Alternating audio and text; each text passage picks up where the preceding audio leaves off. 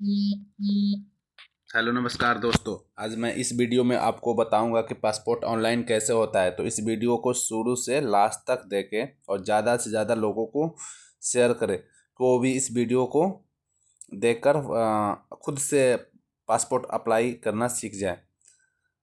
तो दोस्तों आइए चलते हैं डैशबोर्ड पे, आपको बताते हैं बाई स्टेप कैसे इसको करना है। तो आप लोग सभी जानते हैं कोई भी इंडिया छोड़कर कहीं भी बाहर जाने के लिए, कोई भी गल्फ सिटी या यूरोपियन सिटी जाने के लिए आपको पासपोर्ट की ज़रूरत पड़ती है।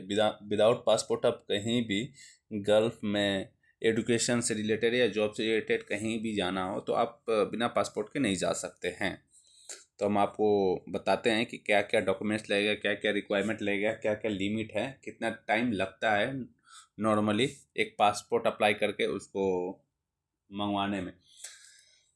तो यहाँ पे जो प्रोसेस डे है यहाँ पे लिखा हुआ है 15 डे लगता है, वर्किंग डे। और जो इसका फ़ी है 1500 रुपया है नॉर्मली इसका।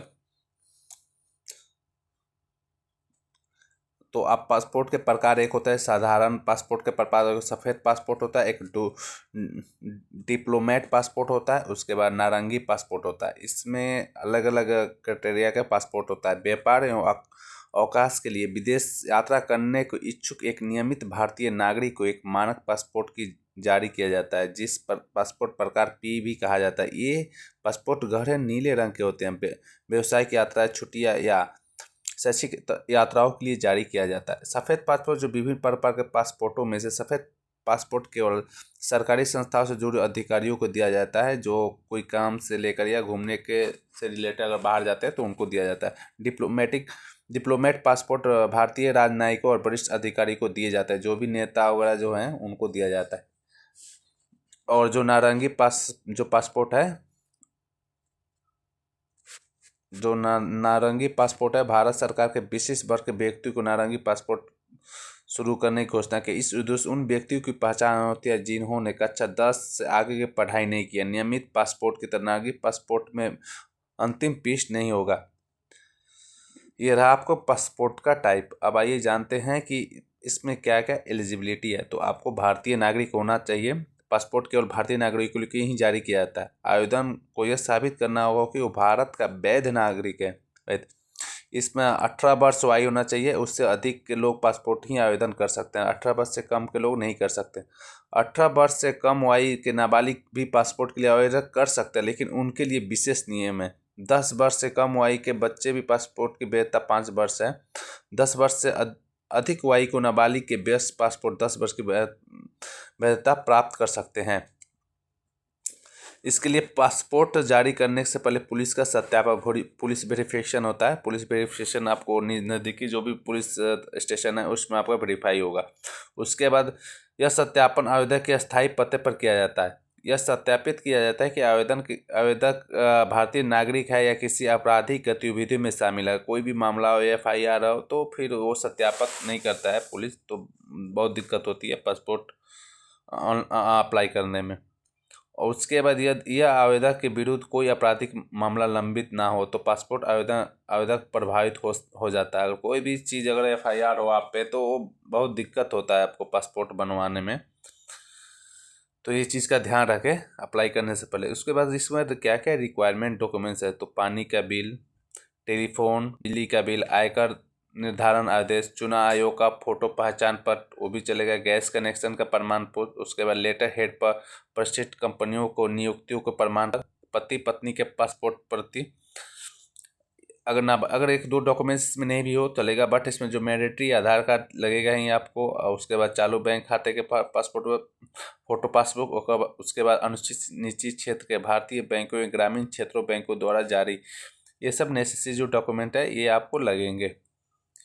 इसके बाद डेट ऑफ बर्थ अप्रूव। उसके बाद जन्म मृत्यु रजिस्टर या नगर पालिका द्वारा जारी प्रमाण पत्र इसमें लगता है। या कोई भी, अगर आप 10th किए हुए हैं, अगर ये नहीं है आपके पास, तो अगर आप 10th किए हुए हैं तो उसका सर्टिफिकेट आपको लगेगा। किसी एक को इसमें से कोई भी एक चीज़ अप्रूव के लिए एक चीज़ लगेगा आपको इसमें से। उसके बाद ही आप इसका फॉर्म भर सकते हैं। अब इसमें क्या होता है, ईसीआर होता है, ईसीएनआर होता है। ईसीआर मतलब होता है इमिग्रेशन चेक रिक्वायर। यदि आपका पासपोर्ट ईसीआर में है तो आपको विदेश देशों की यात्रा करने से पहले उत्प्रयास जांच की जरूरत होगी। अगर आप इमिग्रेशन चेक नॉट रिक्वायर। दूसरी ओर यदि आप पासपोर्ट ईसीएनआर में है तो आपको किसी भी देश की यात्रा करने के लिए उत्प्रास जांच की गुजरने की आवश्यकता नहीं है। तो हम आपको अब इसमें यहाँ पे कितना फ़ी है और उसके बाद एडिशनल तत्काल फ़ी कितना लगता है। तो इसका जो मोस्टली जो प्रोसेस है वो 15 दिन लगता है अप्लाई करके। उसके बाद इसका जो वेरिफिकेशन प्रोसेस है वो 15 दिन लगता है। बात आपको जल्दी चाहिए, तत्काल में चाहिए तो एडिशनल 500 रुपये ऐड हो जाता है। तो टोटल 2000 रुपया लगता है। फ्रेश पासपोर्ट के लिए बात कर रहा है, रिन्यूअल के लिए नहीं। तो ये सब इसका सर्विस रिक्वायर्ड ये 4-5 ऑप्शन दिया हुआ है। इस एक 9 ऑप्शन दिया है। आप एक एक करके इसमें डिटेल भर लीजिएगा कि आपको कैसा पासपोर्ट चाहिए और तत्काल चाहिए या एप्लीकेशन उसके अकॉर्डिंग अपना एप्लीकेशन फ़ी देना होगा आपको। अब इसके लिए आपको पोर्टल पे जाना पड़ेगा। पोर्टल पे जाइएगा तो ऐसे कुछ आएगा, पासपोर्ट सेवा। पासपोर्ट सेवा ऐसे करके आएगा। उसके बाद तो ये आपका पासपोर्ट सेवा पे यहाँ पे साइट पे जाके यहाँ पे खोलिएगा तो ऐसे रजिस्ट्रेशन आएगा। यहाँ पे फाइल नंबर, पासपोर्ट नंबर या नो पासपोर्ट रेफरेंस कुछ भी हो यहाँ पे डाल दीजिएगा अपना एक एक डिटेल यहाँ पे डाल के। उसके बाद यहाँ पे सबमिट कर दीजिएगा। उसके बाद आपका रजिस्ट्रेशन होगा। उसके बाद आप जो जैसे जैसे जो डॉक्यूमेंट रिक्वायर है वो डॉक्यूमेंट आपको पूछेगा, आप उसको अपलोड कर कीजिएगा।